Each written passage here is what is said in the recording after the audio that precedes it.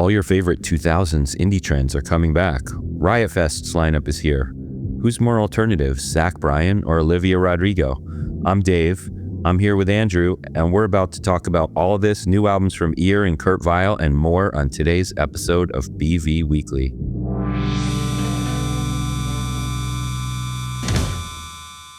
What the fuck's up, Denny's? Nice. You weren't expecting that? No, I saw someone, like, I know what you're referencing, and I saw someone said, like, you know, everything organic and DIY just gets co-opted by the corporations eventually. So yeah, I guess good for that band. If you don't know, do they do anything else? Like, I don't know. Do they have I think they do have music, but I don't know. It's a real band. They were playing a real show. We're talking about the band show. Yeah, called Live Without. Yep. Or is it Live Without? That's a good question. But Live Without. They became viral. How long ago was that? Like 10 Was it years 13 years ago or something? 13 years ago. They were children and now they're adults. They played a show in an actual Denny's. They said, "What the fuck's up, Denny's?" In the video. And that video was very popular and loved and still is to this day. But yeah, now Denny's has gotten in touch with them for a new campaign where they are paying the band to be associated with a new hamburger or something. And yesterday they launched merch. I saw that too. They were like, "You've been asking." Apparently people have been asking. So now there's a t-shirt and stickers or fake tattoos. I don't know. Now we're promoting Denny's. So there you go. Denny's has a special place in my heart. When I was growing up, not only did we go to Denny's after the show, one of my local bands actually wrote a song called "After the Show We All Go to Denny's." So yeah, it's Denny's has been part of punk culture for me since day one. So it's cool. Denny's, I just noticed the other day, about 10 years ago, 15 years ago, Denny's had a menu where they had like meals named after Good Charlotte and forgetting the other bands who they did. Sum 41. So this is not the first time Denny's has collaborated with bands, but yeah. Well, they had Blink-182 recreated the "What the fuck is up, Denny's" for one of their like commercials at a Denny's, and I would imagine Denny's was like, you know, yes, you can do that at Denny's. We're full, like, you know what I mean? Like they were involved, I'm sure. There you go. Yeah, I never was a Denny's person. There wasn't one near me, but the concept of like, we go to a local show and we all go to like the same diner type thing afterwards. Crucial, coming of age moment. Totally. Crucial part of local music culture, I think. Yes. Meanwhile, you mentioned Blink-182. That's a band who has headlined Riot Fest in the past, yes? Mm-hmm. Yeah. Actually, I'm surprised Live Without is not. That would have been a nice continuation. That's true, because Riot Fest does like to do funny things. I wonder if they've tried to book that band. Maybe next year I mean, there's probably like a few artists TBA, so we can't rule it out just yet. Did they, when we're talking about 2026 Riot Fest lineup was just announced like minutes before we hit record, so we're reacting. Yes. This is a real live, we're reacting right in front of you kind of moment. Headliners this year are Tool, 21 Pilots, Pierce the Veil, and Alanis Morissette. Which I think is the strangest batch of Riot Fest headliners thus far. I like that Riot Fest gets multi-genre within the context of staying a punk festival, but I think this is like the first time where it feels like none of the headliners are really connected to Riot Fest roots. Maybe Pierce the Veil, depending on your opinion, but yeah, it's strange. But that being said, that there's the rest of the lineup there's so much like classically Riot Fest things. I mean, like only at Riot Fest do you see Rise Against Social Distortion, Alkaline Trio, Bad Religion, Taking Back Sunday, who may as well be the festival's house band, Descendants, Pennywise, like all in the second line down, Iggy Pop, Patti Smith. You get the craziest part actually is not the headliners. The craziest part is Sex Pistols and Public Image Limited, because that means that former Sex Pistols singer Johnny Rotten, or John Lydon, who has trashed the current version of Sex Pistols with Frank Carter singing and called them a tribute act. And then Glenn Matlock of the Sex Pistols just fired back at John, like literally this week in a Billboard interview. They're on the same festival. That's crazy. Even if they're playing different days, it's still crazy. And it's definitely no teaser of, oh, maybe John's going to sing with them. It's more like, oh, maybe John's going to fight them on stage or something. I hope so.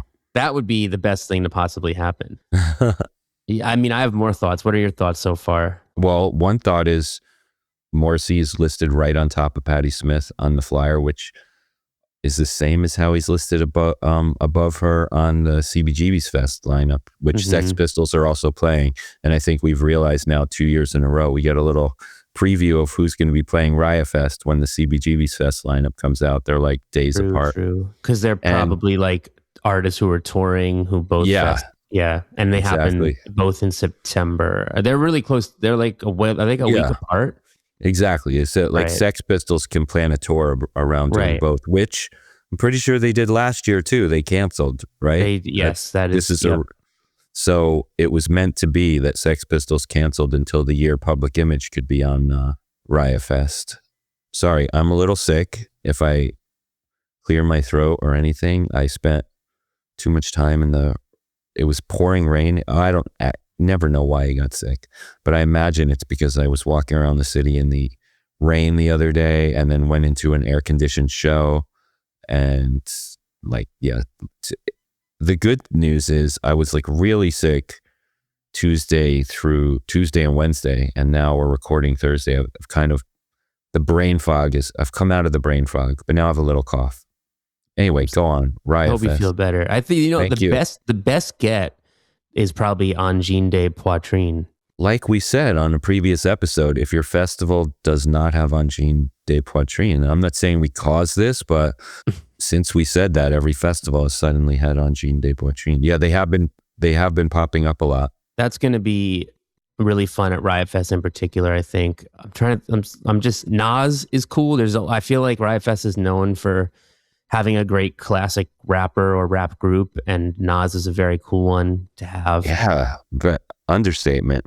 Fair. But I mean, this is a festival where I've seen Run DMC, De La Soul, so it's not like, that much of it's not out of nowhere. Oh, I know. Yeah, I agree. I'm just understatement on how great it is. And Slick Rick is also on there this year. Yes, that was really cool, actually. That was almost like, that's the underratedly one. Like that, I mean, that'll be cool. For I think the first time ever they have Guar on Riot Fest. That's also a joke if you don't pay attention to Riot Fest lineups every year.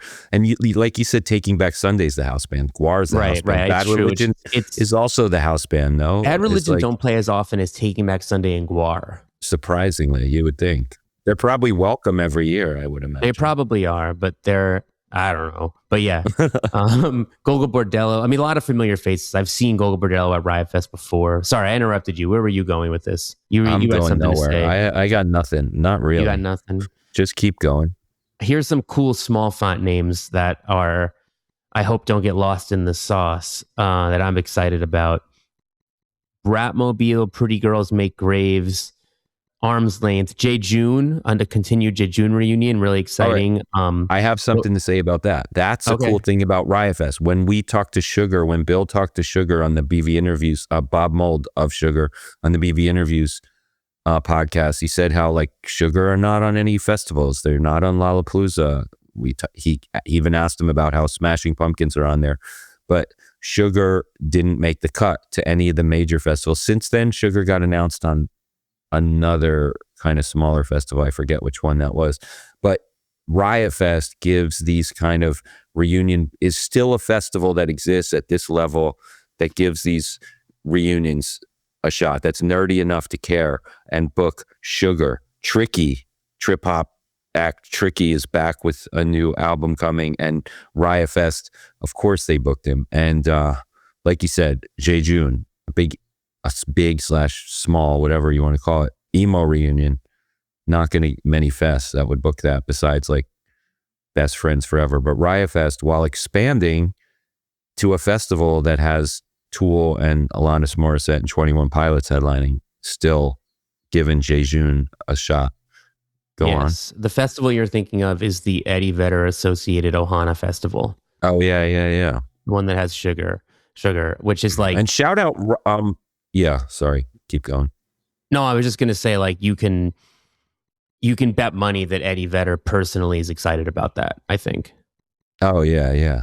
I want to shout out Fun Fest, which we miss dearly. The Austin festival that happened for many years, because that was another festival where I saw Slick Rick at Fun Fest, and I'm almost positive Nas headlined a year of that, and almost all these bands probably also played. in full at Fun Fest.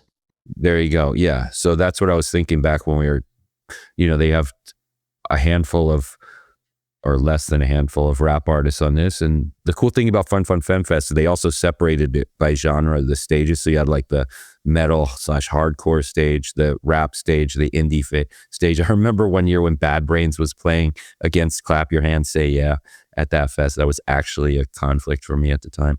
But yeah, it was just thinking of that. They would also book Jejun and Tricky, I feel like their MO was, if it's high energy, then we're booking it. High energy and music, nerdy, credible, cool. Riot Fest. They had 2 Chainz one of the years I went, so it's not like they were too cool for school or anything. They had. Oh no. I know. Yeah, they just liked good music.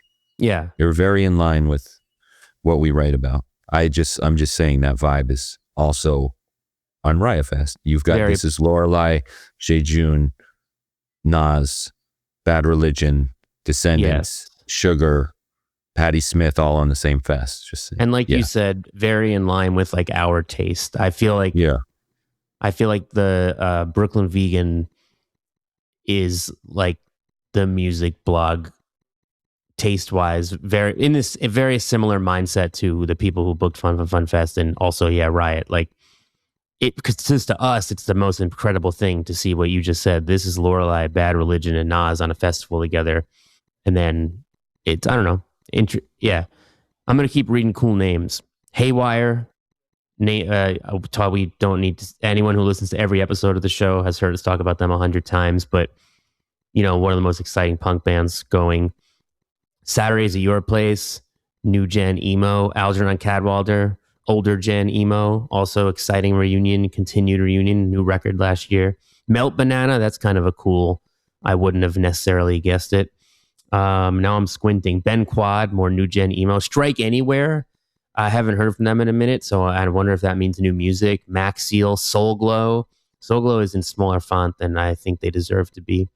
Soul Glow kind of feel like they stepped back a little recently. I wonder if this means we can expect some new music from them finally. Hope so. Callous Dowboys, Greet Death, Remember Sports, Cardinals, Murphy's Law, Kiwi Jr. I'll stop. Lots of cool stuff in the small font. I've been to Riot Fest a lot of times. It's always a festival where it's typical that there's 3 or 4 artists you want to see at the exact same time. And if you've never been, it's a festival where it's not that hard to kind of catch some of 3 or 4 sets. I have like a really distinct memory of, oh man, if it was more distinct, I wouldn't be forgetting the details. But I think it was like I started at American football, and then I headed to like the B-52s, and ultimately realized I needed to be, I think I saw like maybe some of Ride, and then ended up at Bob Mould's. That might be what happened. And so those 4 were against each other, which is impossible. And I caught a little bit of everybody. What about Santigold on this year's Riot Fest? That's a good transition.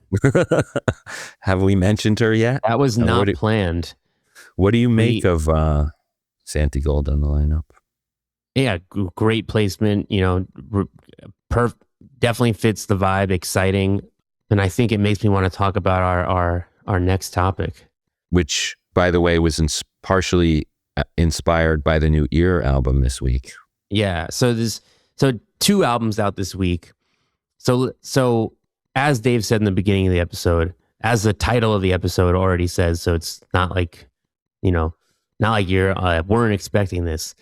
All your favorite 2000s indie trends are coming back. I feel like it's something we've talked about in pieces, but this week, 2 albums really have me mentally back in the mid 2000s. The Ears sophomore record, Rumspringa, has me saying the word indie-tronica again.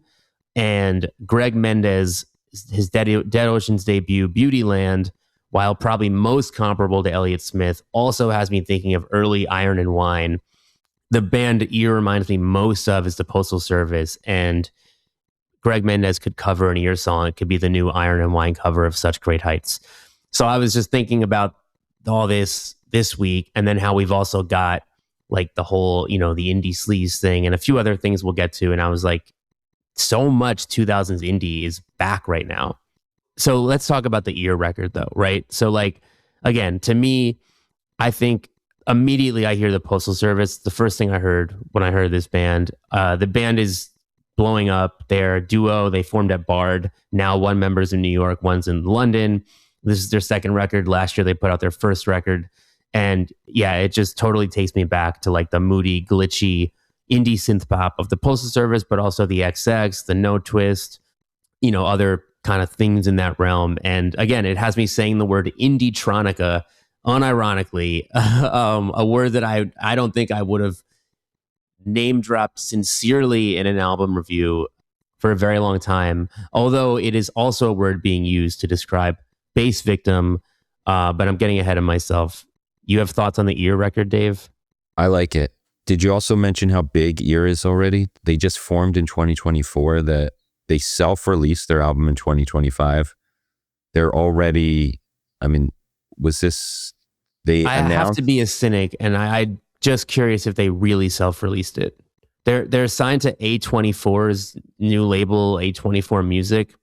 In this year's album. I'm just saying, they just don't strike me as like a band that self-released their debut album. But maybe they did, but I just have to put the cynicism out there. The skepticism. Yeah. I think maybe it's like sometimes you're like, oh, it's self-released, yet it's distributed by a massive company, and there's clearly a lot of money behind your campaign. And like it's like how Chance the Rapper self-released things. And it's like, okay, but maybe you technically self-released it, but what about the fact that like all your other teams are these like massive teams? Like, does you're it's not exactly the same as like, you know what I'm saying? That's all. Got it. Because to your point, this band is big. They're playing big clubs that you need a real booking agent to be playing. They announced Bowery Ballroom, it's 600 cap here in New York City, like 3 to 4 months ago, and it sold out instantly. So they were already just off the hype of a few songs, that 2025 album just immediately blew up. Just worth noting that. So I'm looking it up. So the first Ear record is like also released, I guess, by Surf Gang Records, the New York rap label that has a lot of fast rising and kind of more experimental rappers and stuff. So I and they played with Young Lean or something at they maybe toured with him. So I think, I don't know. I just wanted to be like, I don't want to like misrepresent. It's not like they were plucked from DIY obscurity. Like, it just seems like they've, they had some music industry stuff going on, even on the quote self-released record. But regardless, and not even regardless, that's the wrong word. I would almost say like, so this band's blowing up. Again, they're on the same, they have the record label run by A24, which puts out the coolest and biggest movie, not biggest, but very big and cool movies. So it is a little bit different, I think, than what we're used to for the standard indie band trajectory of, you either self-release or put a record out on a small DIY label that may as well be self-releasing, and then you get picked up by like Dead Oceans or Merge or Matador or Sub Pop, or it's like, oh, this band is huge. They're on a movie company's record label, and they sound like the music we listened to 25 years ago. So it's kind of fascinating. It also makes them label mates with Charlie XCX. She's on that label, or that she's released stuff on that label, and she's always doing stuff with A24. Yeah, so I knew. Right. Her movie was A24, right? Yeah. And I think they put out at least some. They put out actually a lot of stuff, surprisingly. But maybe it's usually like soundtrack music. Yeah, I'm not totally sure, but Animal Collective, Caroline Polachek. I guess the I Saw the TV Glow soundtrack was that makes sense because that was their technically movie. A24 music. Yeah. So Okay. that has a lot of cool artists. Go ahead. Well, if whoever the new Zach Braff is should make an A24 film and get Greg Mendez to cover an Ear song for the soundtrack. Anything? Bueller? Oh no, I got your reference. I got it. I agree with you. But yeah, all right. So I mean, so Ear and Bass Victim have kind of been blowing up together, right? And like same, so Bass Victim also kind of gets the Indie-tronica tag, but also Electro Clash. They have these twee-ish shouts that remind me of the Go Team. Everybody compares them to Crystal Castles. They had their breakthrough album Forever came out last year, and this year they put out an EP which is called a question mark, like just literally a question mark.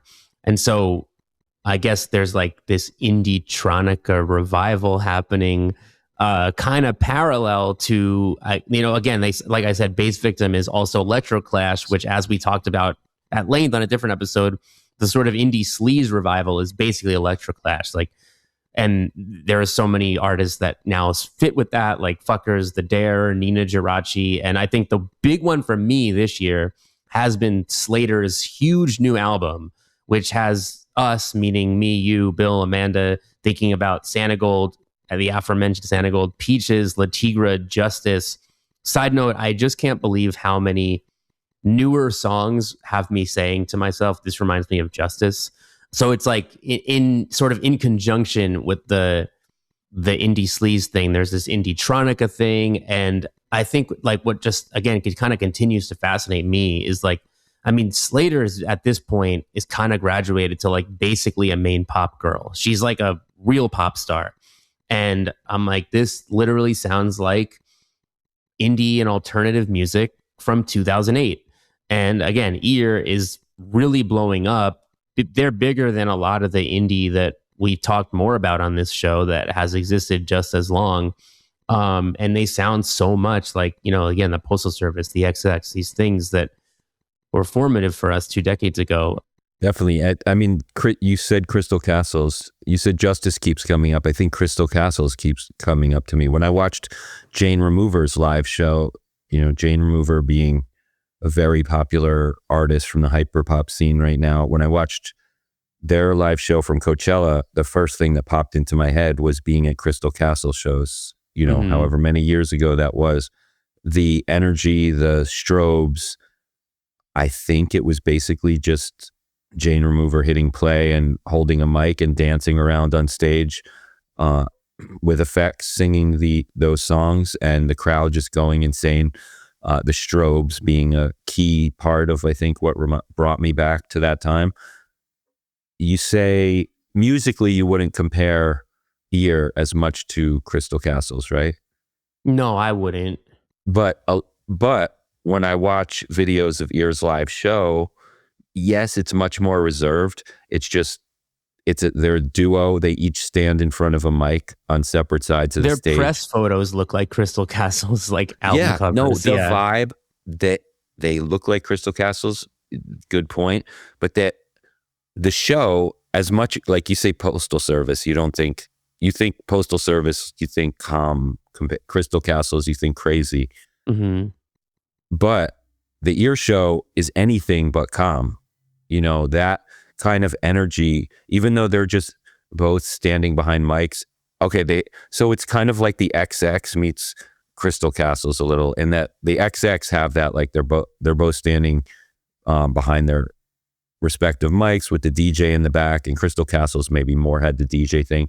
Ear did not, at least in the videos I saw, no DJ. They just have a laptop that they hit play on in the center of the stage, and then they're each on a mic on either side. And they're like, neither of them are going as crazy as Alice Glass went or anything like that. So like I say, it's more the energy of the XX, but the crowd is going nuts like a dance show. And this kind of same feverish energy and excitement and young people in the crowd going crazy also is what feels like it just happened to Fuckers as well. Although Fuckers, one thing that stood apart for Fuckers from the start to me, Fuckers always had a live drummer, which I always thought that made their show like next level. I remember defending Fuckers to a lot of people early on and saying, say what you will, that live show has a drummer. I don't know. That was a big part of it. But yeah, that kind of like sudden, very fast rise, like, holy shit, what is happening with this band? They're just immediately selling out venues and the live videos look wild. Going back to Fuckers never like reminded me as much of Crystal Castles, but like I think it's partly the lighting, maybe a little bit with Ear, and like I said, Jane Remover. But meanwhile, one of those times I saw Crystal Castles. This is a show that seems to keep coming up on this show. 2006, legendary indie sleaze venue, Studio B here in Brooklyn, Crystal Castles and Boys Noise on the same bill. And now, 2026, Boys Noise is a member of Nine Inch Nails, major contributor to the new Nine Inch Noise album that just came out. Another way we're seeing the 2000s here in 2026. Right. We're seeing a 2000s act help reinvent a 90s act to make it present for 2026. There you go. I would also say, like, tangentially speaking, This Is Lorelei is kind of in the, like, I felt like a little bit of that indie-tronica thing. And like, when I first heard that the record that came out now 2 years ago, I definitely was kind of brought back to the sort of 2000s bedroom pop, where it's like a little electronic, a little live band, all kind of combined. But I also feel like not as sort of on the nose, I guess, as like the Bass Victim and Ear. But totally agree. When This Is Lorelei, when I first heard the This Is Lorelei album 2 years ago as well, I remember thinking this is the most blog buzz band album of 2024. Just right. It just felt, and well, I'm saying blog rock, blog buzz band. We're still making buzz bands on blogs technically, but I'm referring to the 2000s. Yeah, the blog era. The blog. I mean, era. we're not a blog anymore. We've graduated from a blog. Right. Also in the 2000s, we were blogging about Leaky Lee, who at the time, do you remember Leaky Lee when she first came out? She was heavily associated with Peter, Bjorn, and John. I remember going to her first New York City show at Mercury Lounge, and Bjorn was her band, even like that. It was her singing with Bjorn, and I do think he was like a writer on a lot of the early songs. I don't remember the trajectory there, but they were collaborators. And anyway, Leaky Lee just put out a new album too, but she's charting not for that album, but due to being sampled on a Drake song, one of the new Drake songs. I think Drake, every week somebody's breaking some new obscure record, right? And I think Drake has we just had Noah Khan with 10 songs on the Billboard chart at the same time. Now Drake has a certain amount of songs. Oh, I Drake's think it's record the first though. artist with 3 albums. Yes, three top albums. 10 at the same time. Right. But then so that was the one he broke the record for. But then there was another stat where Drake had 9 of the top 10 songs, and one of them features an interpolation of 2011 Leaky Lee song, I Follow Rivers, which has given Leaky Lee in the year 2026 her first ever #1 spot in the Hot 100. It is kind of like a technicality, and I don't know if I would have even picked up on the Leaky Lee thing in that song. It's which is why it's an interpolation, not a cover, not a sample. Anyway, people are hearing Leaky Lee. Leaky Lee also touring in support of her new album. The same year Robin is touring in support of her new album. The same year the XX are touring.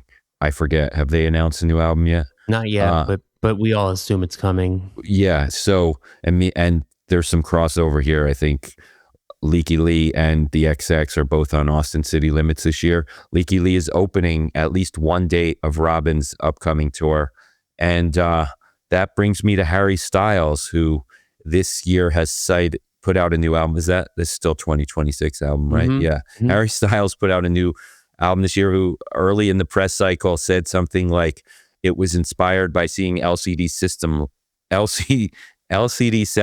live. And Then he announced a tour where openers include Jamie XX of the XX, Robin, the modern version, Fuckers, etc. Meanwhile, you don't happen to be watching the new season of Beef, by any chance? I haven't seen it.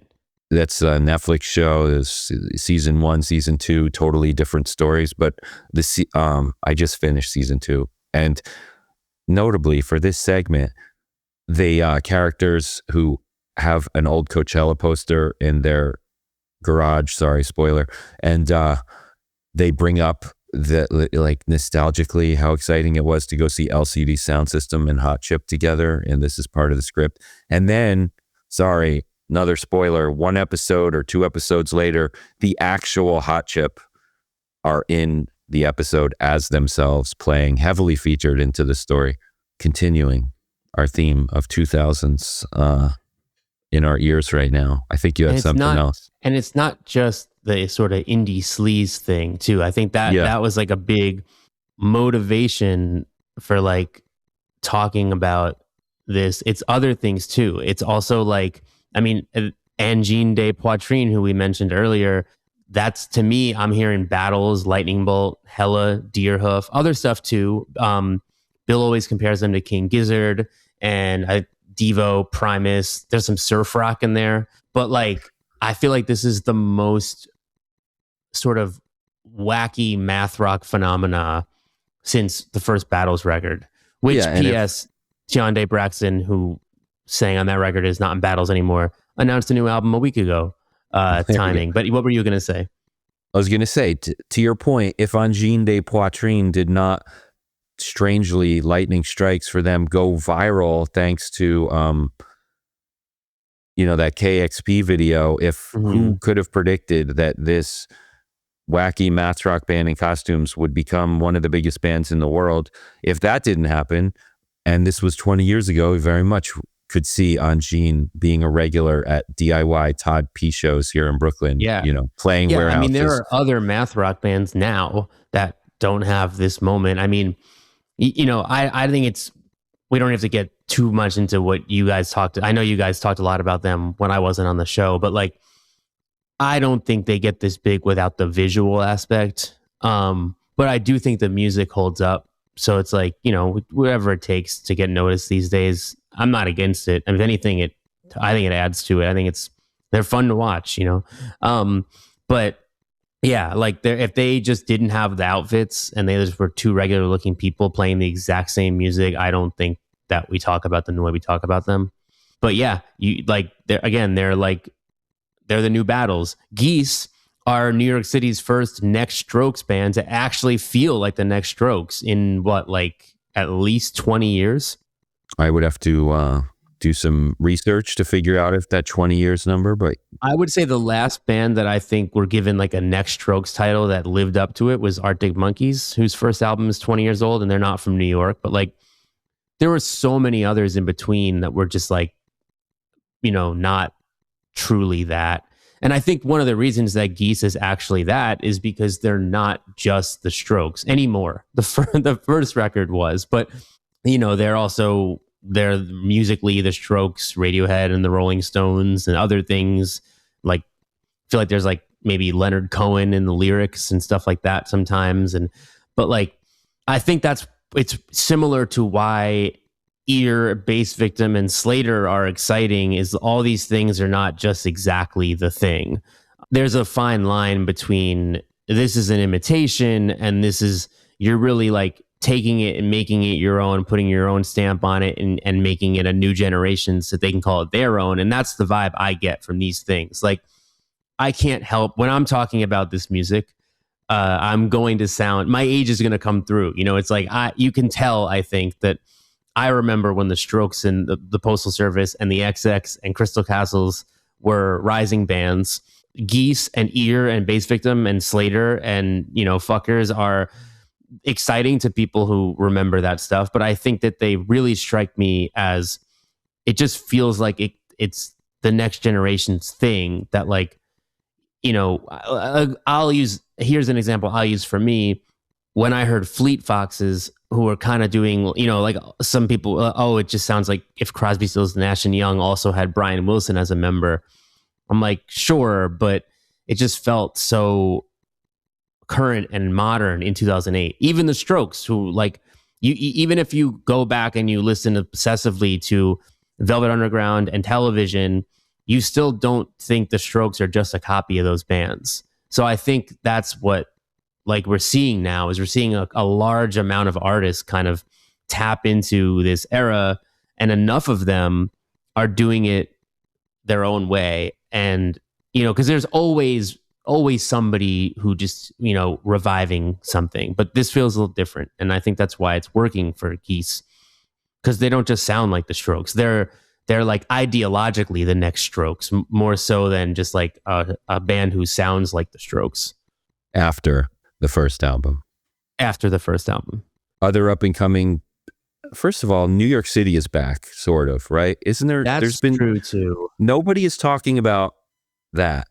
Philly, I'm sorry, Nobody's you're over. Talking about that? No, I mean, is nobody? I don't know. I just, when I think about it, I know a lot of New York City is dead stories. Music can't happen anymore in New York City. Do Ear count as New York City? I think they kind of do. Bard is upstate. Fuckers. Fuckers is. Well, but okay, Fuckers but just you're gonna say, you said no, but like, how many New York City bands don't have parents with money though? If you're gonna bring up that you can't afford to be, that's the difference. That's a whole thing going on. There is sure, that's a difference. That's a big story that happens a lot. We maybe even, I forget if we touched on a viral video that was about exactly that in a recent episode. But I think that aside, there are a lot of exciting young bands, is all I'm saying, in New York. A lot of rising bands. Yes, there's a music scene of young rising bands in New York City for the first time in a while. Yeah, you can talk. People will look back and say, in this era, we had Geese, we had Ear. I keep claiming Ear. I mean, I guess they have one member in New York, one in London. So the other thing about Ear that's interesting too is like Ear actually kind of have an air of mystery to them, and that's rare in the social media age. And so like, I don't even exactly know where in New York that member lives because I don't know everything about Ear, and I kind of like that. Like, do they live so they met at Bard, which is in Dutchess County, and the member in New York probably lives in the city now, or like maybe they live somewhere near the city. I don't know. But they probably don't still live on campus. They probably graduated. Yeah, should have researched this more. No, but that's my point. Like, I did research this. I don't have maybe it's out there somewhere, but it's not like their Ear are keeping, like, I was reading Stereogum's review of the album, and they had said in it, they were like, we because they do their album reviews on Tuesday, the album of the week, and they did Ear this week. And they were like, we're not allowed to put the album artwork in our review because although we were allowed to review the album, Ear is not revealing the album artwork, or I think even the track list, until it's out. So there's like, and I read another interview with them where the members talked about not telling the other member like what they were influenced by or something. Like they were like making a point to even be mysterious with each other. So I have read about Ear, read Ear interviews, and I don't know everything about them. And I like that. And I think it's intentional. And I think that they're pulling it off, which is impressive in this era of like, people just expect you to be on social media, constantly talking to your fans, and there should be no secrets kind of thing. And so, yeah, I don't know where in New York that person lives. Anyway, New York City's happening. We got Geese, Fuckers. This is Lorelei, Lip Critic, The Dare even. Water from Your Eyes, and This is Lorelei, I should say, and so on. Anyway, go on. No, I mean, I was just digressing about Victoryland. Victoryland. Yeah. Victoryland, identifying as Brooklyn band, and I think they're a little underrated right now. The new Clap Your Hands, Say Yeah, though, they're gaining some traction. If we're putting them in this context. Yeah, and then I mean, there's like Freako, who are basically sound like Bright Eyes to me. And I was just saying last week that Star Moles and Lower Town specifically remind me of aughts era indie folk. So I feel like you kind of have, on as well as the sort of more electronic-y thing, then you kind of have this little resurgence of like the indie folk of that era too. Tangentially, as we've said before, what separates the current alt country movement from all the past alt country movements, and the reason we like calling it indie country, is how indebted a lot of this new stuff is to Songs of Highest 2003 album, Magnolia Electric Company, especially someone like MJ Lenderman, who is like the great connector. And I mean, just getting very geeky here, but it's like, it's interesting to see how you can draw these lines. Like Geese are this very, very New York City thing, but there's kind of this mutual admiration between Cameron Winter and MJ Lenderman going on. And Cameron Winter covered This Is Lorelai's song, and MJ Lenderman covered This Is Lorelai's song, and it's like there are these different scenes, but then they're also like kind of intertwined, which kind of goes back to what you said when we did our big indie sleaze episode. And you were like, well, in a way, this stuff was also Broken Social Scene and Bright Eyes and like Moldy Peaches. And like, it wasn't just like electro clash music. It was kind of like all this stuff was happening, everything was kind of interconnected. And it kind of feels like a little bit like that too. I don't know, like if we're going to see a Slayyyter MJ Lenderman tour, but I could picture a world where the sort of like alt country scene just has nothing to do with New York City's hottest next strokes. You know what I'm saying? Yeah. So that's kind of where I'm going with this, I guess. Yeah. No, I think I know what you're saying. I want to go back to that Lower Town album, which came out last week. I've been listening to it a little bit. I especially want to go to the song Big Thumb, which, all right, you said Lower Town.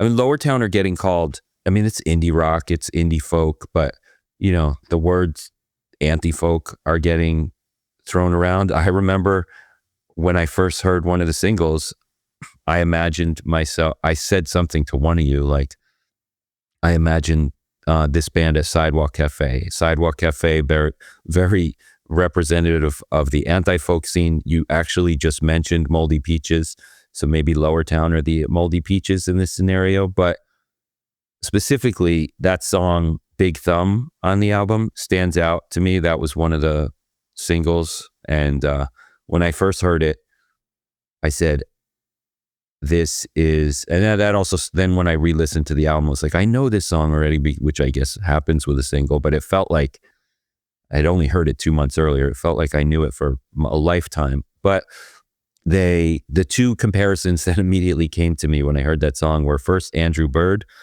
and second was Beirut. And then like once I realized Beirut, it was like really, I could not get out. When I hear that song, I think of Beirut, another 2000s, right? That was 2000s. Mm-hmm. Yeah, important band. Totally. And so, yeah, you have Lower Town bringing the sound of anti-folk, Beirut, Andrew Bird, who recently announced that he'll be playing his 2005 beloved, the album that I love, that we love, his 2005 album with an orchestra at Central Park Summer Stage here. Maybe he's doing that on other dates too. I mean, again, it's like, I don't want to like force a narrative, but the 20-year nostalgia cycle, it just keeps rearing its head. Are Lower Town freak folk at all? No, but I was going to say I don't think so. But when you said anti-folk, I was thinking, when all these little niche subgenres are having their thing, I'm like, what's next? I feel a freak folk revival stirring. Joanna Sternberg and Prune, I feel, are already kind of doing it. Prune also just announced they're going to open some big shows for Blonde Shell. Maybe they'll get a boost. I think that it's probably going to come. Somebody's going to be the one, if not maybe one of those artists with like a next album. Also a little different because, like I said, with Fleet Foxes, it's really just 60s music, but it feels like there's been more interest lately in the type of psychedelic folk that was more prominent in sort of big indie in the 2000s than the past kind of 15, 20 years. Like, I mean, Pitchfork's best of 2026 list so far has Wendy Eisenberg, My New Band Believe, and Dagmar Zuniga, if I'm saying that right, all of which are kind of like doing that sort of late 60s, early 70s psych folk thing. And I would just, like, that kind of struck me too as really fascinating that people were really devouring that kind of music right now. Because again, you kind of saw that everywhere in the days of like Fleet Foxes and Animal Collective and Joanna Newsom and Grizzly Bear and stuff like that. And probably not since the early days of like Jessica Pratt and Angel Olsen have you kind of seen that in the forefront the way you're seeing it right now. And who's the name I'm forgetting? Not Freako, the other Chicago band solo member who's doing that too, who put out 2 great records last year. Sharp Pins, is that what you're thinking? Sharp Pins, yep. Yeah, I don't remember thinking the same thing about that record, but I should go back to it if you're saying it's in that same. Both 2 records last year, but yeah, those records.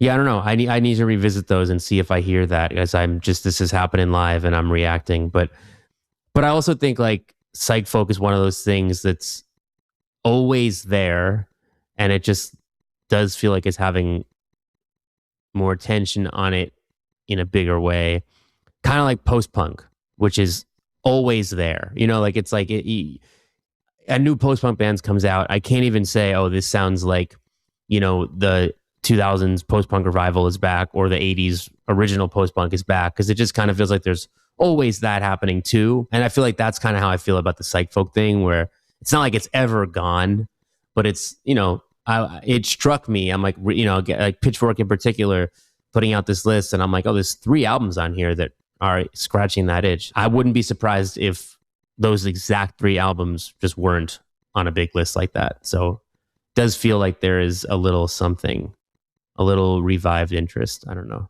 And yeah, I get your point on Sharp Pins being different than what you were talking about. I think I was like so focused immediately on the 60s cosplaying kind of thing, which they're both maybe doing to someone. They're both members. Well, when I say both, I was really focusing on my new band Believe and Sharp Pins, the similarities there, doing a 60s thing, doing the psychedelic thing, and both being prime members of more popular buzz bands that are doing something else. Right, because my new band Believe is a member of Black Midi, and I mean, Sharp Pins. You said Lifeguard, right? Yes, Lifeguard. Yeah. Not to be confused with Freako. Right. We're also doing a little bit of that thing. Like, I do think my new band Believe are probably the most overtly 60s, early 70s pastiche of that bunch of the sort of folk. Yeah. So I know, like, for sure there is like probably equally retro, but yeah, I don't know. I guess I'm just, again, we're searching for narratives. Is what we do, but it just struck me seeing that list on Pitchfork in particular. I was like, oh, people are like, one of the biggest lists is talking about this kind of folk music that, again, it's always there. Every year we have this kind of music, really good versions of it. Wouldn't have surprised me if the Wendy Eisenberg record, for example, would just like got pretty good reviews and didn't show up in any big lists. But it's like one of this year's, it's probably going to be on most major year-end lists. So it definitely does feel like the pendulum has swung back around and the people are craving 60s style folk music. And like you said last week, Star Moles may be your favorite record of the year. Yeah, and the most underrated, because that one is not getting talked about as much as some of these others we're talking about. So hopefully by the end of the year, everyone will realize that they want to hear the Star Moles record. Wrapping up this 2000s indie is everywhere back in 2026. There's also a bunch of albums out this year by actual 2000s indies band. First of all, the new Strokes album is on the way, but we already have new albums by Broken Social Scene, the New Pornographers, Metric, Robin, Bill Callahan. I wouldn't necessarily call him, he doesn't totally fit in with that, but he is certainly very present in the 2000s, and I just love the new album, so I'll mention it again. Peaches, Voxtrot put out an album, Reminder, Holy Fuck, Spencer Krug of Wolf Parade, The Cribs, should I say MIA, and so on. So, there's a lot of that coming out. Anyway, so you've seen Mandalorian and Grogu yet? No. That's very unlike you. What? Heads up to our listeners. I would never see that. Well, I definitely would see that. In fact, I did see that. How many of the Nick games did you watch? I lost count, actually. I just keep watching Knicks games, and how many Knicks games did you watch? All of them. Going to the NBA Finals for the first time since '99, baby.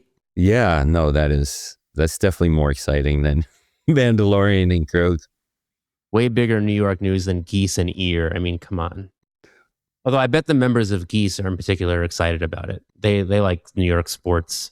They like the Mets. We know that. They do, but they also they had that video where it had like Rangers things, and I think Nick Koyo put out Nick's merch. I was almost said that when you asked about some merch thing earlier. Anyway, because I was wondering if I was going to bring the Knicks up, but I finally decided if you're going to bring up Mandalorian, then I'm going to bring up the Knicks.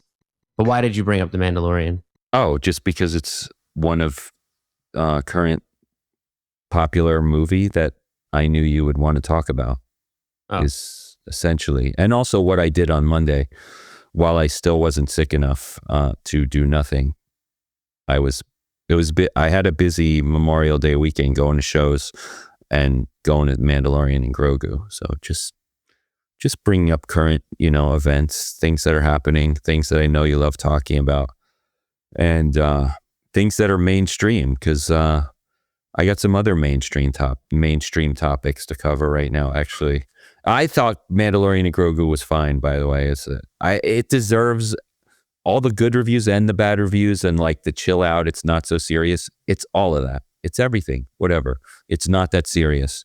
Meanwhile, also in the mainstream, along with sports and Star Wars, the American Music Awards were happening, which hilariously, I have a friend who was like texting while watching the American Music Awards. That's how I realized it was on. It wasn't, I am very aware. If you don't know the American Music Awards, which in 2026 is a complete possibility, it's kind of like the lesser known Grammys.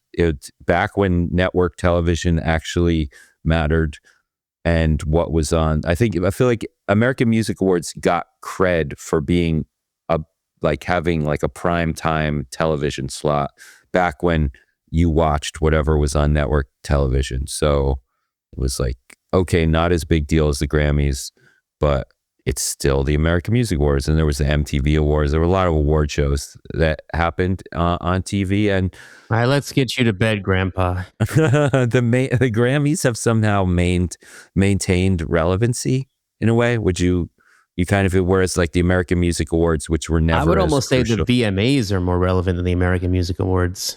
Sure, I wouldn't argue with that, but I'm just all these award shows are nothing but creations by industry to pat themselves on the back and sell more records, sell more movie tickets, sell more whatever Broadway tickets, and give people something to talk about. But the American Music Awards has felt like especially that. But they still happen, and they just happened. And there were some interesting.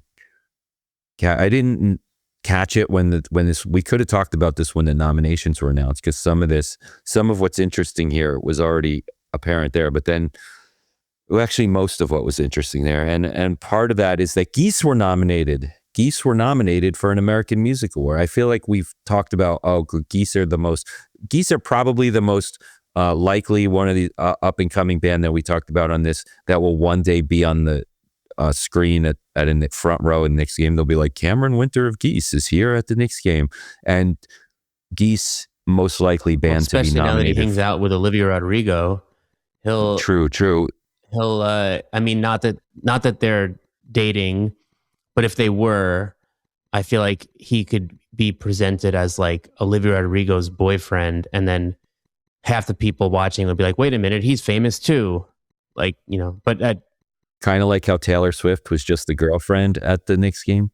Well, that was a joke on the announcer's behalf. Whereas this, I could see because what I'm talking about is the headline that was Cameron Winter hung out with Olivia Rodrigo, and there was a headline that was like, who is this guy God.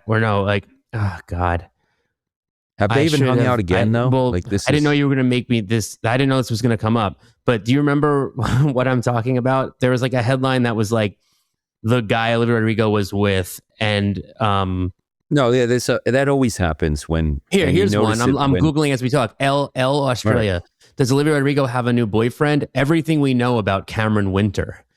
That's Yeah, hilarious. You know what I mean? That's what I'm talking about. It's just one of the gossip sites' MOs, and this happens whenever a music person we like who is dating a way more famous actress or something or actor, you get headlines like this. But yeah, and that's the Taylor Swift thing. I guess it was partly a joke, but also it did seem like what's his name?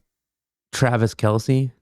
Thank you. Was getting a lot more attention in general at the almost. I don't know. I didn't watch the whole thing. You probably More attention than what? Wasn't he like standing up and doing things and chugging a beer at the Knicks game?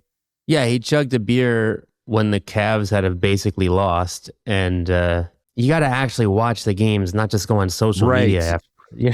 Who just said that? Oh, somebody problematic actually just said that. They were a clip in my feed last night of somebody being like, "Don't believe anything you read or hear. You got to watch the full thing for yourself because the summaries are bad." And here I am doing the bad summary of a thing I didn't actually watch. Okay, so. But Geese, were you surprised that Geese was nominated for an American Music Award? Well, no, because I think they're going to be up for Best New Artist at the Grammys. So, right, I think and this that's is what maybe we were previously saying. Yeah, it happened already, and that was somewhat surprising since they didn't realize it when the nominations happened. Only when I realized that they lost to Somber, I believe. Is that? Yep. Yes. Somber sweeped the American Music Awards. The American Music Awards exist to give artists to award artists like Somber. So Somber won Best Breakthrough Alternative Rock Artist against how do you say her name? Gigi Perez and Geese. It was Geese versus her versus Somber. Somber took it. Somber also won every other alternative category. But you know who else won Best Alternative Rock Artist? Riot Fest headliners. 21 Pilots. Yes, they beat Deftones, Linkin Park, The Marias, and Sleep Token. We're going to hear about Sleep Token more in a second, because most interestingly, the thing that really stuck out to me besides Geese being nominated were the nominees in the Best Alternative Rock Album category. Tame Impala, of course, they're nominated when they don't even put out a rock album. Was it a rock album? I'm forgetting. Anyway, it was alternative, at least. They definitely, but this was specifically the rock category. So they also there. I almost said it when you mentioned Leaky Lee, but Tame Impala also just had their first hit song, and it was because of Jenny from Blackpink on the remix. Oh yeah. So Tame Impala, this was in this category for album. It was Tame Impala versus Sleep Token versus 21 Pilots versus Somber versus Zach Bryan. This is why I wanted to bring this up, because Zach Bryan only appeared in the nomination list under alternative categories. He was not in any of the country categories. He was not even in the Americana folk categories that Noah Khan, I think, won. Noah also made alternative. Where was Best rock / alternative song he was up for, but lost Somber. Anyway, I don't think I don't have this in my notes, but I think there was also just a whatever it was, something Noah Khan won. Anyway, Zach Bryan lost to Somber, but Zach Bryan wasn't even up against any of who's the country artist that won? Zach Bryan wasn't even up against Morgan Wallen, who I think took the country award. So that's it. I think the American Music Awards were like, Brooklyn Vegan likes Zach Bryan way too much. He's no longer one of us. He's no longer country. He's no longer that. He's officially alternative, same category as Sleep Token and Tame Impala. Yes, the multi-night stadium headlining country star who has topped the charts is alternative and or rock. Fascinating. It feels validating. I mean, he's taking people like MJ Lenderman and the Front Bottoms on tour, and we like him, and he's got Bon Iver on his albums. that works. It's a form of validation. Yeah, in as much as the American Music Awards can validate what you think. Yes, it's actually ironic that Zach Bryan is the alternative artist nominated at this thing this year that I like the most. Well, I guess they also nominated Deftones. On the topic of Zach Bryan's alternativeness, I do have to bring up someone we bring up almost as much as Zach Bryan, Olivia Rodrigo, because her second single is out from her upcoming record, and the tracklist was revealed for people who think learning the titles of songs they haven't heard is a massive announcement. But more importantly, the second single. Do you think out. My Way is a Frank Sinatra cover? I don't care. The Cure is the name of the song. That's cool for the band because they're getting a lot more Spotify searches probably. But the song sounds like Disarm by the Smashing Pumpkins to me. Or it also sounds or a little bit stealing their Spotify search. Nah, I bet. Well, okay, so you pointed this out to me. I don't know how known this is. If you type Disarm into Spotify's search, you get the Smashing Pumpkins song, another version of it, and the third hit is The Cure by Olivia Rodrigo. When you type in Disarm in the Spotify search. And then if you type in Everlong, the third hit after two versions of Everlong by the Foo Fighters is The Cure by Olivia Rodrigo. So her song sounds like those songs, and even Spotify's search knows this. That is weird. I mean, it's important to note the order we realize these things in. When we first heard The Cure, you immediately were like, Olivia Rodrigo's new single sounds like Disarm by the Smashing Pumpkins. Mm-hmm. I listened to it, I was like, oh yeah, I hear that. And then later in the day, I came back and I listened to the song again. I was like, oh wait, actually it sounds like Everlong. And we were like, are other people saying this? We start searching. It's like some of the chord phrasings from Everlong, but like the sort of timbre of Disarm. And there's a little Tonight Tonight in there too. Just Smashing Pumpkins ballad, one of the two big Smashing Pumpkins ballads. If you search Tonight Tonight on Spotify, The Cure does not come up. The song by Olivia, not the band. That doesn't come up either, though. But it is yet another example of Olivia having a new song that sounds explicitly like a song from the alt-rock canon. And once again, I'm happy about it. I think that she has cracked an incredible code of musically referencing things that Gen Xers and millennials are nostalgic for, while lyrically touching on topics that her Gen Z fan base can relate to. And she's the ultimate artist that you bring your kid to the show and your kid is the biggest Olivia Rodrigo fan and you get all her references. And I mean, she was just on doing the New York Times interview talking about her heroes are Kathleen Hanna and Courtney Love. And I don't care what you say. If one of the biggest pop superstars in the world is talking about Kathleen Hanna in an interview, that's crazy. That's a crazy development. Crazier than Bon Iver being on a Zach Bryan song. No, it's great. And don't forget that I think Olivia was on Kathleen's podcast, in the past year. I did forget that. Yeah, it wasn't their first collaboration, but totally she's just doubling down on her influences and interests. Another song that's on that album is called Maggots for Brains, which I feel like is bringing people back to, is this a whole song or is this a Misfits song? I don't know. But or Slipknot, sure. Or about The Cure, who she also references, right, in another one. The other single, she says, the first all the words reference to Just Like Heaven. Yeah.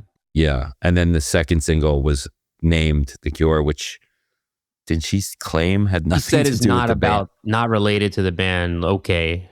Sure.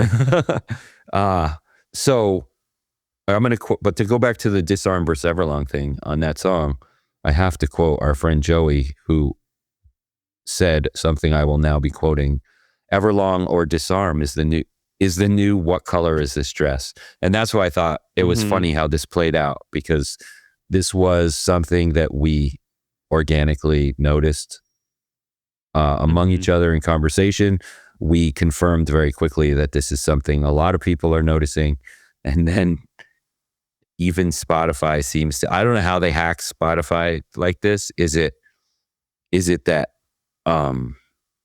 they realize the discourse is happening and they attach it? Is it that Olivia buys her way into the searches for the songs Everlong and Disarm?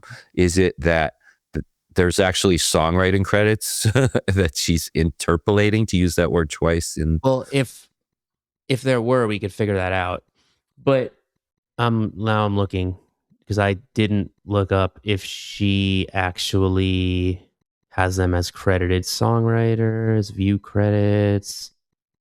Right. Like, I assume. No, they're not songwriters. But my question would have been, are people searching those songs back to back with hers and playing them back to back enough times that Spotify's algorithm realizes people are doing that? That's another, there's a lot of, that could, just the algorithm is bringing up related songs. All possibilities. If you know, please email bvweekly@gmail.com and let us know how Spotify knows to show Olivia's song on searches for those two classic songs that sound similar.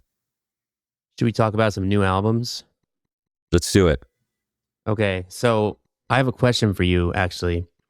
How do you feel about that old-time lo-fi DIY rock and roll? I'm feeling really good about that. Well, then you should definitely... referring to the new Balmora album? No. The new Kurt Vile album. Well, we talked about Ear and Greg Mendez. Highly recommend both. And Kurt Vile, who all of us at Brooklyn Vegan have been fans of for a long time. I have especially been a humongous fan of for a long time.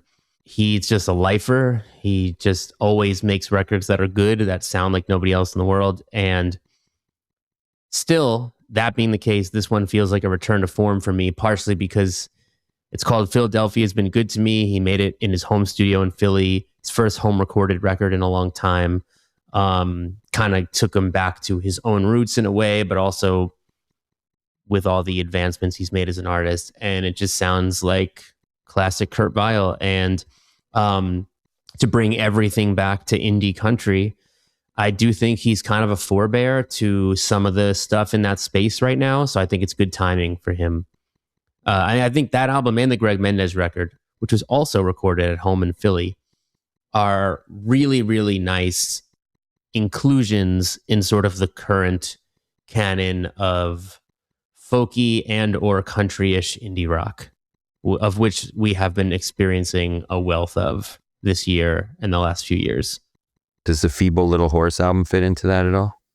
It doesn't. It's shoegaze, noise rock, a little electronic-y, even though they are on Saddle Creek and their name makes them sound like they're country-ish. And they're also from Pennsylvania. Ah, I forgot that. I don't know everything. Not Philly, though. Okay. They're from Pittsburgh. This is like Pittsburgh. That's not Pennsylvania. No, it's like 6 hours. It is like a 6 hour it's nothing drive like Philly, right? It's there. No, that's a cool record though. But I actually, Joshua Ray Walker is a record that is kind of like that. We've talked about this before too, where it's like there's the country-ish indie and then there's the indie-ish country, and that is Joshua Ray Walker, the latter. Especially if you like Zach Bryan, then the just as incredible but non-stadium level famous Joshua Ray Walker should be on your radar. And this is the third album in his trilogy that he made while recovering from cancer. And I believe it's the album he started writing first but chose to release last, which is probably also related to why it's kind of sounds closer to his earlier records. Really good stuff. You mentioned Balmora, who are not indie, but who are definitely 2000s nostalgia. This is their first full length. You've talked about them a lot on the show. We've talked about them. They are already a massive force in the metalcore revival, even without a full length, but now they're pulling out all the stops on this record. It's, they wear their influences on their sleeves. Core influences, as they would say, include stuff like Black Dahlia Murder and Avenged Sevenfold and they lean into the kind of more polished side on the full length compared to some of the earlier EPs. There's also a lot of classic 90s black metal in there, some of that Swedish mellow death, like At the Gates and In Flames, that influenced American metalcore in the first place. The guest contributors are from other various heavy 90s and 2000s revivalists, like new metal revivalists, Empty Shell Casing, white belt post-hardcore revivalists, I Promise the World, metalcore post-hardcore revivalist Holder, and Upon Stone, who do that kind of Swedish melodeath thing. And there's rappers on there too. It's a really, really cool record. I think it transcends the nostalgia revival aspect, and it feels similar to Ear. Like, it feels for the new generation. It feels like a total new spin. I think personally, there will be people who always like the first EP better because they're not as raw these days. But I think it's like really a leap, and it's cool. I got to give a shout out to the Oakwood album. It's their first full length. They're an emo band from Texas. They had 2 EPs back in the early 2010s, early mid 2010s that were not really super popular. And then they went even more into obscurity when they were not on streaming anymore. And they came back on streaming in like a couple years ago, and the band started blowing up for the first time kind of in their career. And now they have a full length. They just did a big reunion tour. It's a cool record. Turnover, who were a big band in that world back then, but who are now a dream pop band, have a new album. And lesser known, but worth checking out, Paul McCartney has a new record. Are you familiar? I've heard of him. I think, I may have learned about him from Saturday Night Live. Oh, okay. That makes sense. So maybe like... I heard that wasn't his finest moment. Yeah. Anyway, you can read about those records and notable releases on brooklynvegan.com. And as always, you can read about more records in Indie Basement, which is Bill's album reviews column. And Bill talks about a record that, I'll be honest, I haven't heard yet, but I'm really curious to hear. And it's the first Boards of Canada album in 13 years, and only their second in the last 21 years. I heard Trump is a fan of this band. You heard that? Is that true? Oh, you didn't hear this one yet. Trump put out an ad today, yesterday. Soundtracked by Boards of Canada, blowing every music nerd's mind. And Boards of Canada have come out disavowing it, telling him to take it down. Warp Records have said take it down. Good. Yes. Accidental publicity on the day their new album is coming out, though. No, I was definitely surprised at the timing. Almost as surprising is that Eddie Current's Suppression Ring surprise released their first album in 7 years this week. And there's a new Iceage record. There's a new Guided by Voices album, which must be their 300th or 400th album thus far. We have a new Iceage album and new Maktaverskan album in the same year. Yeah, that's a good point. Except Iceage stayed big, but definitely those early days of both bands, same scene kind of. But it's true. Bug Club and Doublespeak round out Bill's list, and that's all I have this week. Yeah, read more about all those albums and others in Notable Releases and Indie Basement on brooklynvegan.com. You didn't mention, honestly, the biggest album of the week. There's a new Dog Star album. I was going to say, I did mention Paul McCartney. Okay, true. Anyway, Keanu Reeves' 90s rock band is actually putting out their second album in 3 years. After coming back after 23 years in 2023 with a new album. All right, what else we got? Move on to the news? Do it. Well, we already talked about Riot Fest, but there hasn't been really any great fest announcements this year until now, because 2026 First Great Music Festival has finally been announced, featuring Milli Vanilli, Vanilla Ice, Poison's Bret Michaels, Flo Rida, and more. Trump's, quote, 250 Freedom Great American State Fair will happen June 25th through July 10th at the National Mall in Washington, D.C. This was announced kind of hilariously yesterday. And already, though, by the time you listen to this, there may be not even Vanilla. Who knows if Vanilla Ice is going to stick around on this thing. Right after it was announced, thankfully, Morris Day and the Time immediately denied being on this and either dropped off or, whatever it was. Very quickly following that, Young MC dropped off, and CNC Music Factory has weighed in, although They have not dropped off. Freedom Williams of CNC Music Factory posted like a 10-minute video rant on his Instagram saying that he's getting a ton of messages from people asking him why he was on this. He said he had no idea what the event was when his agent texted him 3 months ago or something and said, "You want to play this show in Washington, D.C.?" And he said, "Of course, I love playing Washington, D.C." He then went on to say he will not drop off, but he doesn't give a shit about Trump or Obama or any politics and so on. So CNC Music Factory still on the bill.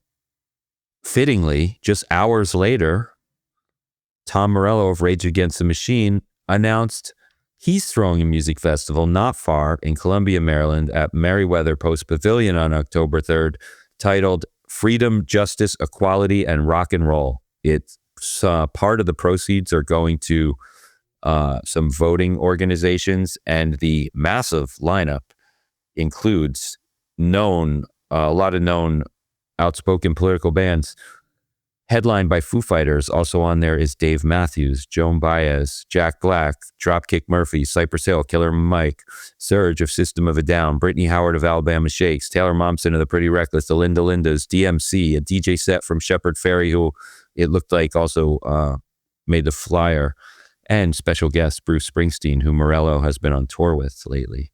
Riot Fest is also not the only fest with Angine de Poitrine to announce a lineup this week. Levitation Festival in Austin also just announced that they have American Football, Bikini Kill, Los Tutanaka, Smears, D-Spitz, or is it Die Spitz? Can't keep straight. Uncle Acid, and tons more.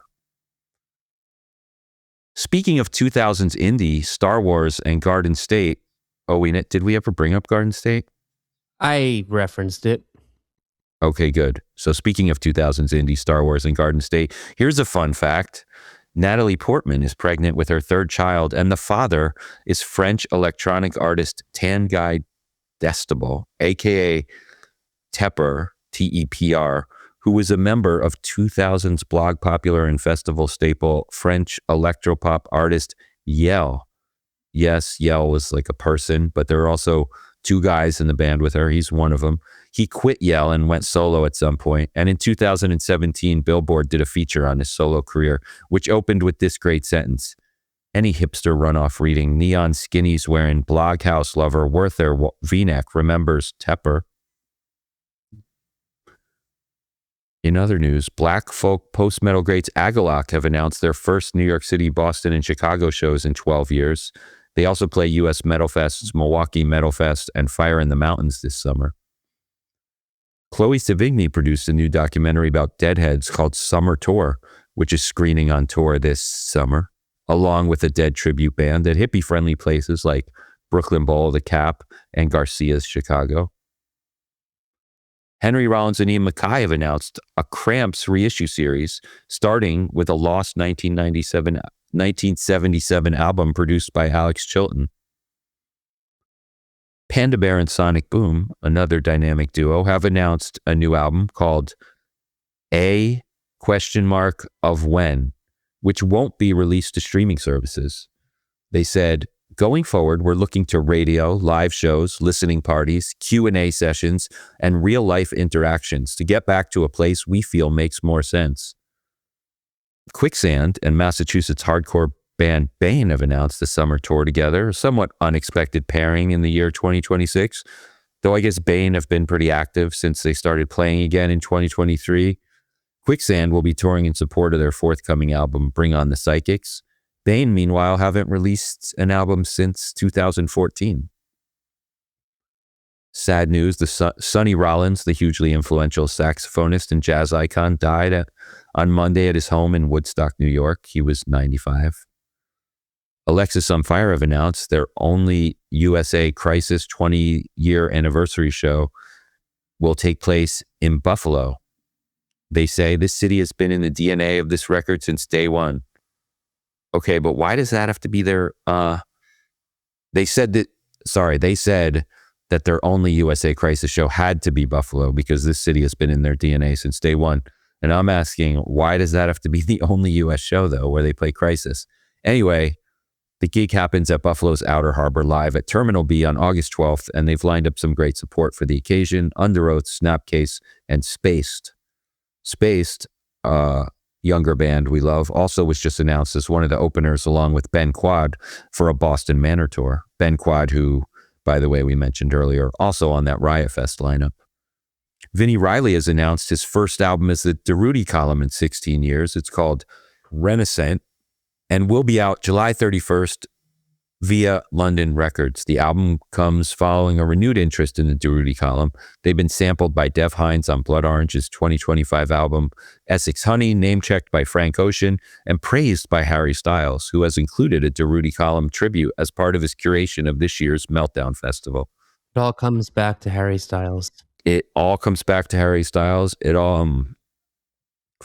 also all comes back to Tool, who are headlining the Riot Fest this year, and who we are about to talk about because we're going to discuss a couple more 1996 albums like we've been doing. If you've been following along, it's a continuing series, pre-recorded content.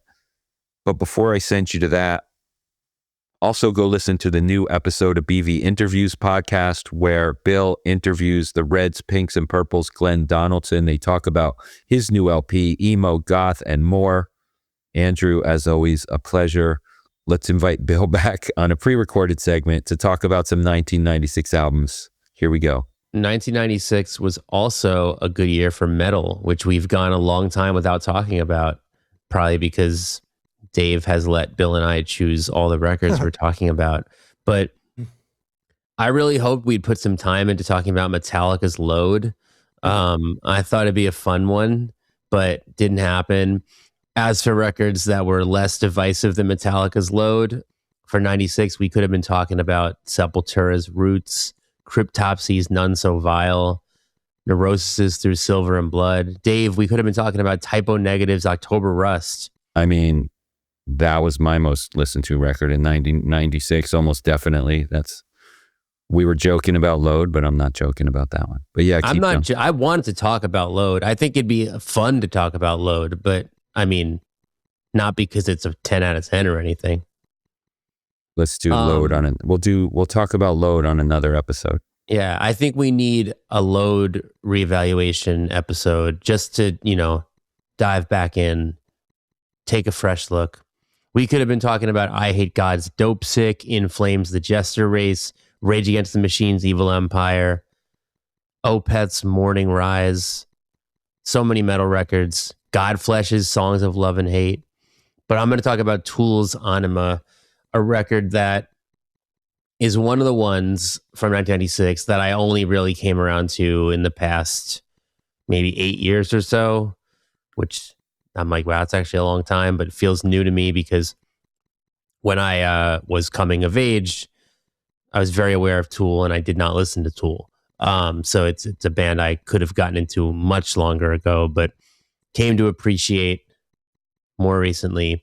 And this is my favorite Tool album. Tool are a band who, that's impressive. If you're watching the big video cut of this, my cat just jumped all the way up to that tall windowsill. Did we see that? I see the movement only because you looked. I missed the jump. That was a good one, Pixie. That was a good jump. It's kind of like if I zoom in, I can tell it's a cat.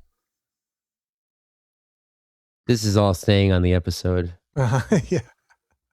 So, Tool. This is my favorite Tool record. I think that Tool were, of course, largely grouped with alternative metal.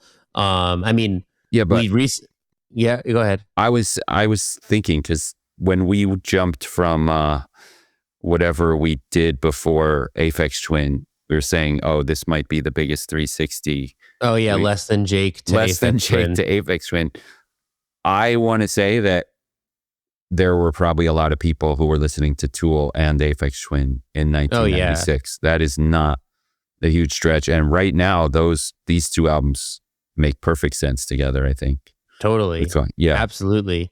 And that would be a great tour. Like if, you know, like Aphex, like a Boys Noise 9 Inch Nails, but Tool Aphex Twin. But yeah, I mean, I don't know. I think like, you know, we talked recently about Tool's kind of relation to and influence on nu metal, I think almost every nu metal band would have to say that they were inspired by early Tool. We were talking about the Lollapalooza touring era. You know, Tool kind of came out of that world.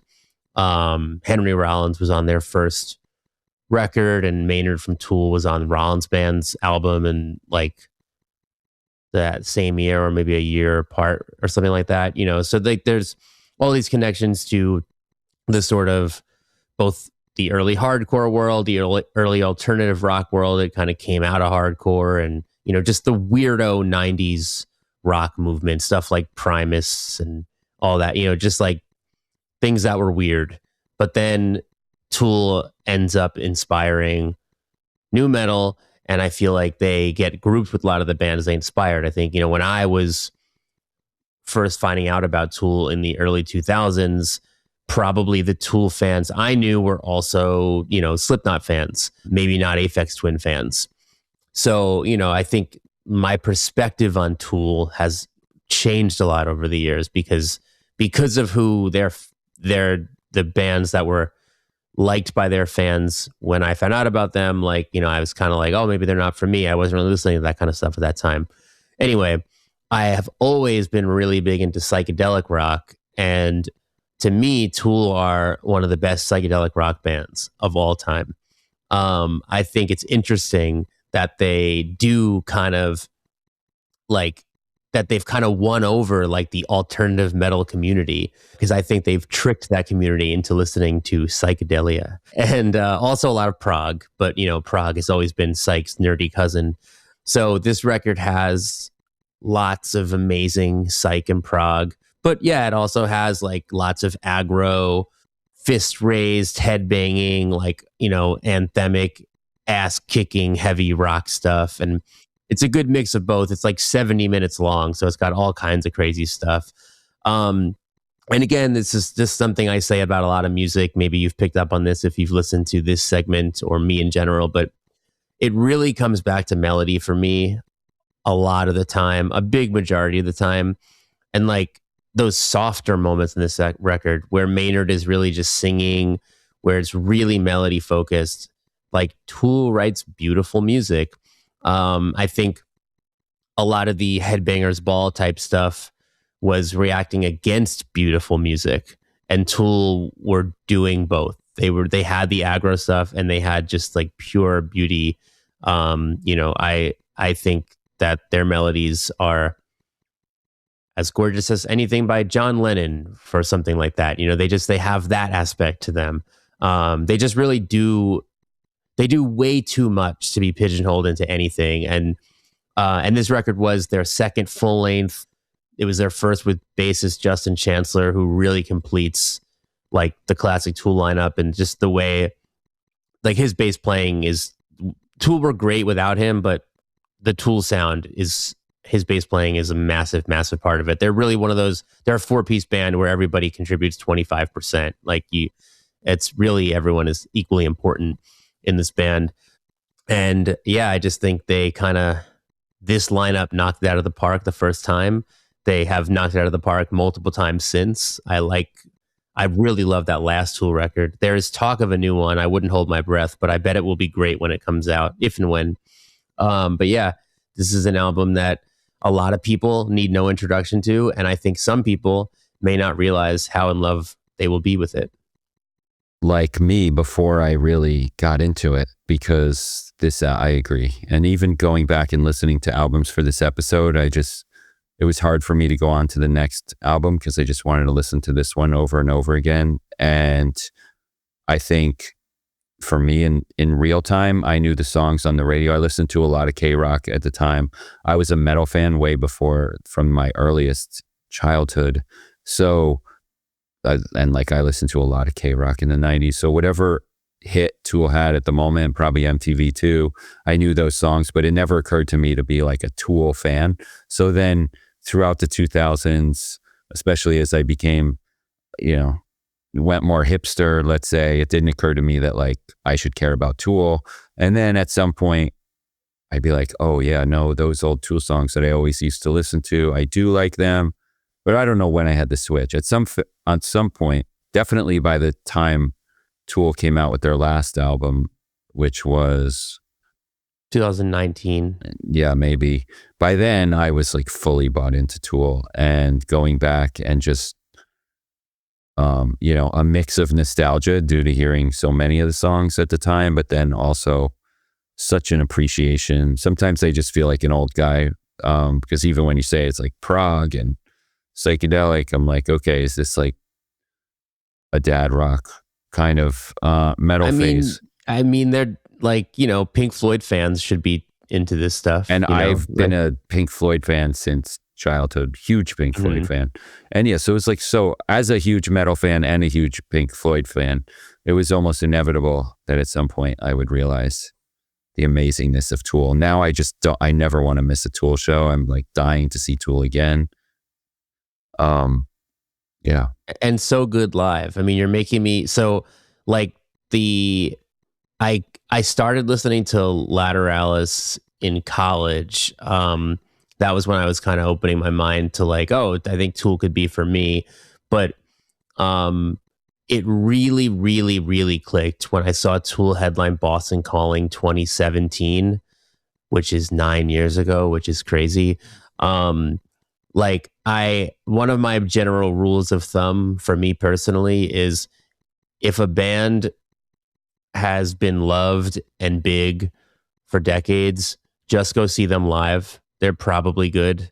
Even like I still haven't seen Fish. Hopefully we can talk one day about my first Fish show on BB Weekly. I will do that. I want to. But that's like a good example of I really don't listen to Fish, but I must see them. I have to have that experience because a Tool was a crucial one for me where I was like, I have to go see Tool live. And then it was like, oh, this is like maybe a top 10 show of my entire life instantly, like life-changing religious experience kind of moment. And I just, you got to go see those giants. The giants tend to give you those moments. I have seen Fish, still not a Fish fan, but I'm not a Fish hater anymore either, but which is part of the reason I went to see Fish. But then I kind of like threw out there, in the early 2000s, I kind of went hipster. So didn't occur to me that Tool, well, it's interesting in that context, just to point out that earlier this year, just a month ago, actually, from when we're recording this, Pitchfork gave this Tool album one of their Sunday reviews and gave it an 8.7. Too low. It's too low, but like, no one associates Tool with Pitchfork, and so I'm pretty sure Pitchfork panned like the Lateralis and 10,000 Days in real time. I'd have to fact check that, but I think so. Yeah, so it's possible Pitchfork had given high scores to Tool in the past too, but still, like for them to just suddenly declare, let's give classic Tool album close to a 9, you get Neutral Milk Hotel territory here. So they gave 10,000 Days a 5.9, and they gave Lateralis a 1.9. There you go. I mean, for them to have Lateralis is like 10,000 Days is I think the least best Tool album. Lateralis is like at least an 8.5, and they gave it a 1.9. They were clearly they had a point to make. What do you give it, Bill?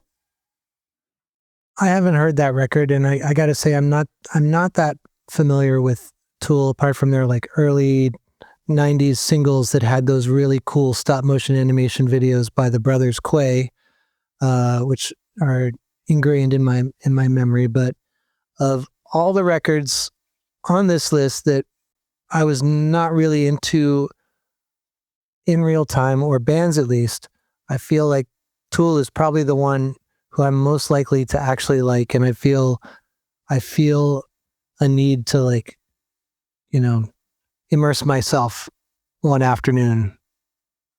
Yeah, take a gummy and immerse.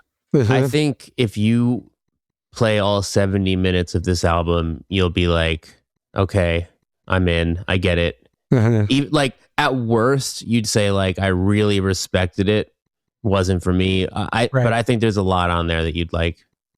I think I'm already at the I respect them stage. Yeah. So, but I just need to fire it up at as loud a volume as my neighbors will tolerate and get into it. Totally. I will do that. Or headphones. Good headphone band. Yeah. Okay, what do you got? Bill, another one. All right. Next up for me is WILCO's Being There. This is their second album. And just a little backstory. I mean, WILCO are just like huge alternative, or rock in general, superstars now, beloved. But at the time, WILCO came out of this beloved alt country band, Uncle Tupelo. They broke up in 1994. Jeff Tweedy and Jay Farrar were the leaders for the most part. They didn't really get along that well, so they split up. Jay Farrar formed Sunvolt, and Jeff Tweedy formed WILCO. WILCO's first record was AM, which came out in 1995, and it's good, but I really feel like Jeff Tweedy came into his own with Being There, which is a double album, and it's one of those that has a lot of, like, it's too long. Like, it would have been a much better record shorter, but in some ways he needed that space to try out stuff and figure out what WILCO was actually going to be. And with this record, you can hear him like sort of soar past all country and just become the pop rock band that Tweedy probably always wanted to be a part of, being from the Midwest. Like I said, the album's a little bit sprawling, but they needed to stretch the wings. I think it's great.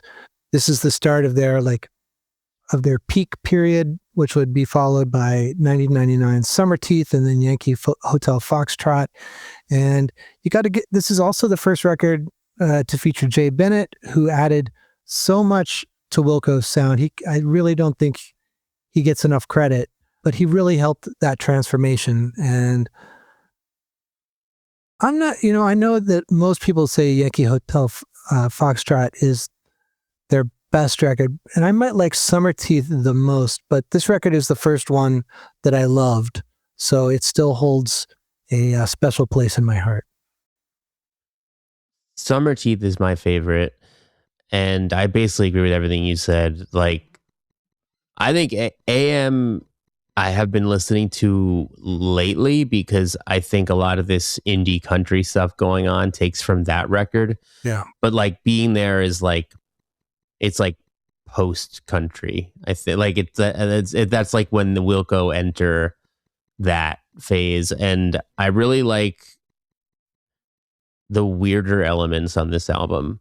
Like, it's a little more far out than, I don't know, like not as far out as like A Ghost Is Born, but you get little hints that Jeff Tweedy and co have that in them, and I think it comes out more later. But when they hint at it on this album, I think it's like sort of an exciting thing to hear it like in these earlier stages where they haven't quite gone there yet. But yeah, I mean, it's just, there's a lot of cool ideas in this album, and definitely the seeds for Summer Teeth, Yankee Hotel, and I think those three are kind of a trifecta for me. Right. So I feel like AM was Jeff Tweedy trying to please Uncle Tupelo fans, and Being There, he was just trying to please himself. Yeah, that's a good way to put it. Just reminding me that I need to go back and listen to more old WILCO. I entered like in that same pre-BV era I keep talking about. So Yankee Hotel Foxtrot was still pretty new. It came out in 2002. And so my entry point to WILCO was everybody talking about that being the most amazing recent album. So that's where I started. And then the first album for WILCO that came out kind of when I knew who they were was A Ghost Is Born. And it's just making me think, like, followed their career since, but like, I don't know how often I've gone back to Being There or even Summer Teeth that much. So now I want to go back to a deep dive. And like, of course I became a Uncle Tupelo appreciator later. I love that whole backstory and alt country thing, but like kind of not giving WILCO's 1996 album the attention it deserves. Let's all do a WILCO deep dive and regroup for just a WILCO episode. Okay. It makes me think like it could do the same for REM. Yeah.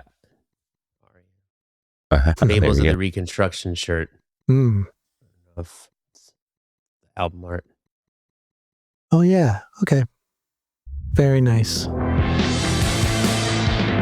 Thanks for tuning in. Dave and I will be back every Friday morning with new episodes of BB Weekly. And in between the episodes, you can always get much more from us at brooklynvegan.com, on all of our social media, including Facebook, Twitter, Instagram, TikTok. You can pick up records from us at shop.brooklynvegan.com. And if you like what you hear, tell your friends about us, subscribe to the show, give us a good rating.